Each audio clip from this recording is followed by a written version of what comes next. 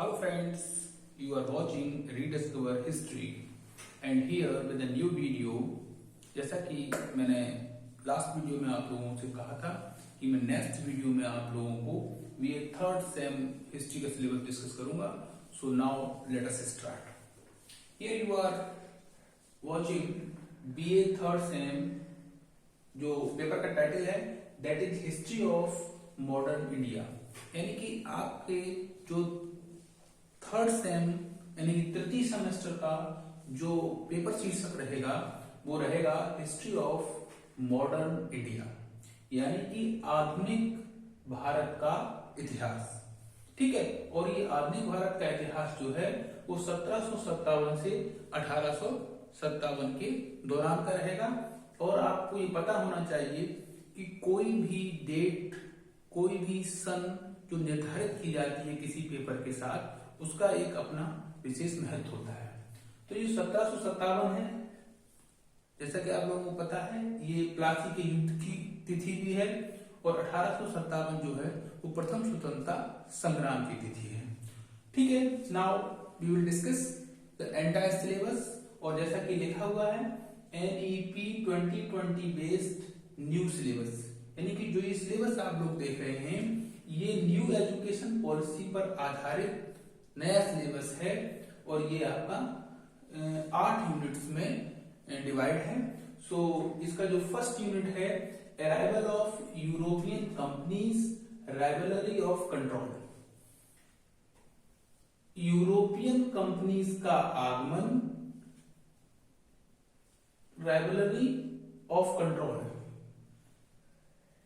नियंत्रण के लिए प्रतिस्पर्धा, यानी कि जो यूरोपियन कंपनीज भारत आई थी उनके बीच नियंत्रण को लेकर जो प्रतिस्पर्धा थी उसके बारे में आप इस पहले यूनिट्स के अंतर्गत अध्ययन करेंगे। यानी कि आप पहले यूनिट के अंतर्गत भारत में जो यूरोपीय कंपनियां आई और उनकी आपस में नियंत्रण को लेकर जो प्रतिस्पर्धा थी उससे संबंधित जो विषय वस्तु है वो आप इस पहले यूनिट में उसका अध्ययन करेंगे।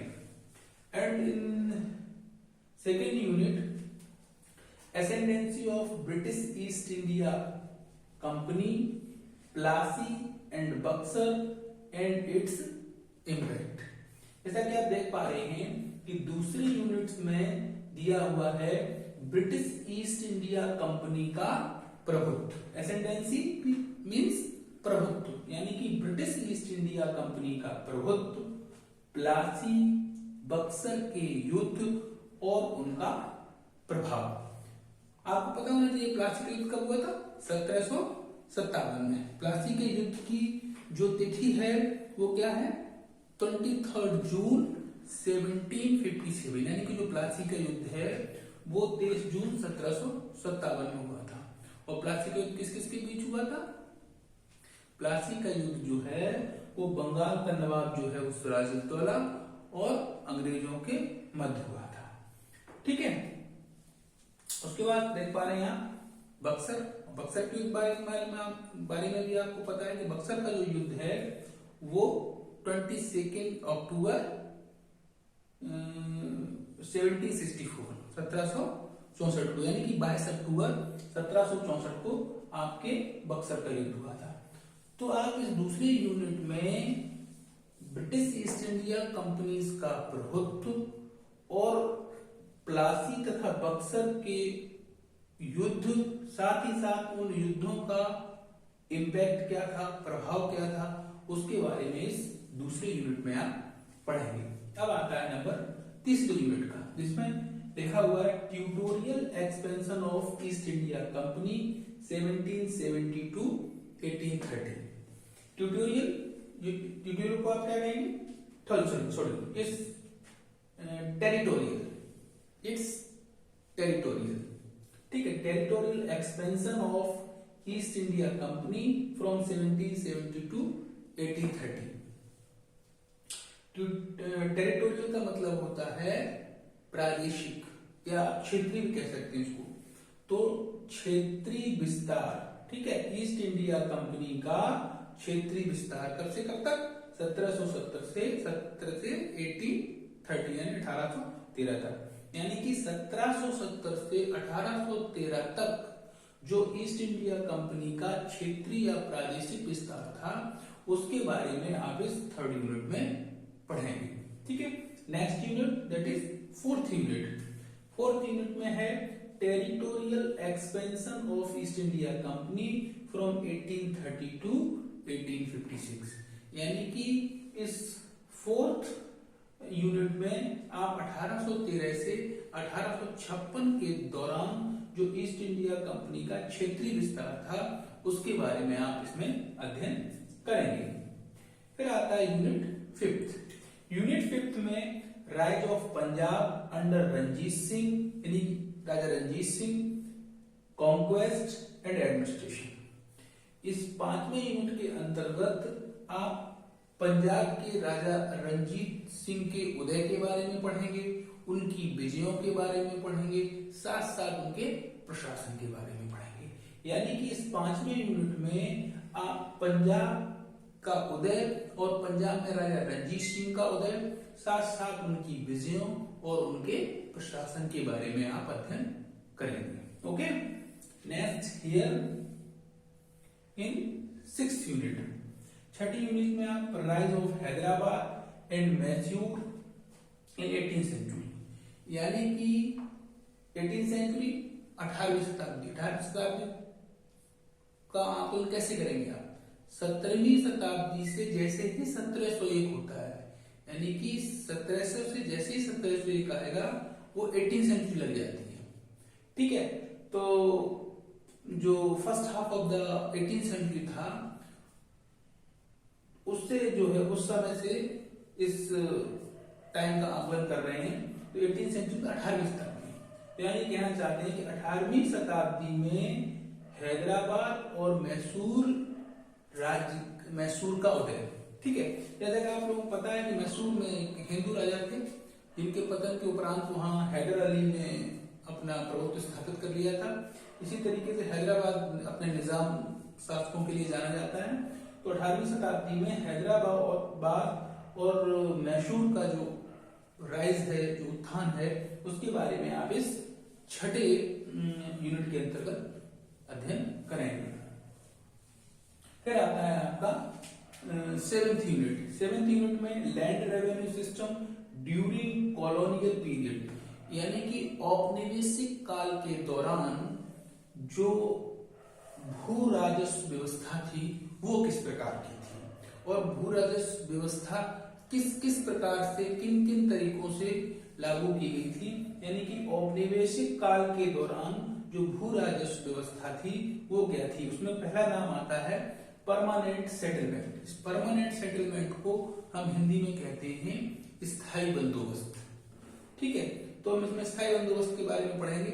संक्षिप्त में आपको बता देता हूं, दरअसल ब्रिटिश ईस्ट इंडिया कंपनी ने या अंग्रेजों ने जो भू राजस्व की व्यवस्था थी उसके अंतर्गत उसने वो व्यवस्था सीधे सीधे जो है जमींदारों से या तालुकेदारों से या जो उस समय के राजा थे उनके साथ उसने सरकार ने स्थायी रूप से उस व्यवस्था को स्थापित किया था, जिसके अंतर्गत वो जमींदार जो थे वो भू राजस्व एकत्र करके अंग्रेजी प्रशासन को देते थे या उनको जमा करते थे।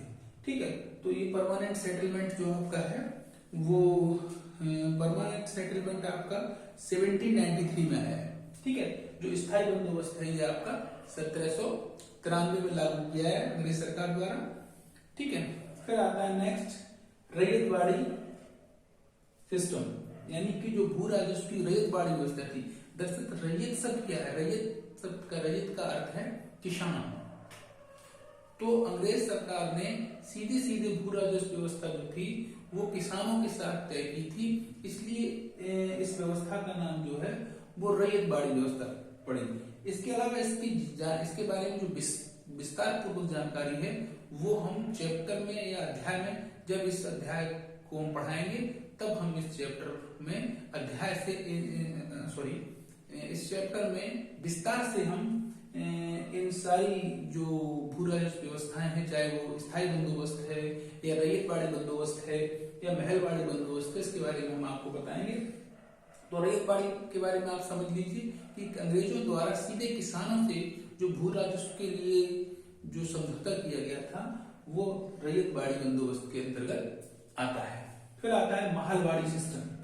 ठीक है, जो महाल थे उनके अंतर्गत, और ये जो रैयतवाड़ी जो व्यवस्था थी वो दरअसल मद्रास प्रांत में और उनके हिस्सों में शुरुआती तौर पर 1792 के आसपास इसको लागू किया गया है। इसी तरीके से जो महालवाड़ी सिस्टम है ये पंजाब के क्षेत्रों में अंग्रेजों द्वारा जो महाल थे उनके साथ इस व्यवस्था को लागू किया गया था। और ये की जो महालवाड़ी व्यवस्था है ये करीब 1822 के आसपास इस महलवाड़ी व्यवस्था को लागू किया गया था और ये पूरे भारत के लगभग 30% भूभाग पर इस महालवाड़ी व्यवस्था को लागू किया गया था। तो आप इस 7वें यूनिट के अंतर्गत जो औपनिवेशिक काल के दौरान भू राजस्व व्यवस्था है उसका आप अध्ययन करेंगे और उसमें आप स्थायी बंदोबस्त, रैयतवाड़ी बंदोबस्त और महलवाड़ी बंदोबस्त के बारे में आप अध्ययन करेंगे। लास्ट और अंतिम यूनिट जो 8th यूनिट है इसमें आप Indian Renaissance, reform and revival. Renaissance दरअसल लैटिन फ्रेंच वर्ड है Renaissance. Renaissance it means revival, rebirth, reawakening, मतलब पुनर्जागरण। रेनेसा को हिंदी में हम बोलते हैं पुनर्जागरण। ठीक है, तो इंडियन रेनेसा मतलब भारतीय पुनर्जागरण, रिफॉर्म एंड रिवाइवल यानी कि सुधार और पुनरुत्थान। ठीक है, इस टॉपिक के अंतर्गत भारतीय पुनर्जागरण के बारे में, सामाजिक सुधार और पुनरुत्थान के बारे में हम अध्ययन करेंगे। तो इस प्रकार ये आपका पूरा एंटायर सिलेबस है। इस सिलेबस में अगर आपको कहीं कोई चीज समझने में दिक्कत महसूस हो रही हो, कोई परेशानी हो, तो आप बेझिझक कमेंट्स में आप पूछ सकते हैं। कमेंट्स में आप उस समस्या का समाधान कर सकते हैं। ठीक है, तो ये इस प्रकार ये बीए 3rd सेमेस्टर का पूरा एंटायर सिलेबस जो कि एनईपी बेस्ड था, यानी कि न्यू एजुकेशन पॉलिसी पर बेस्ड, ये पूरा सिलेबस आपका, इसका अध्ययन आप 3rd सेम में करेंगे। सो इस प्रकार that is all for this video, and for in next video I will tell you about VA 4th sem. So please like, share and subscribe my channel.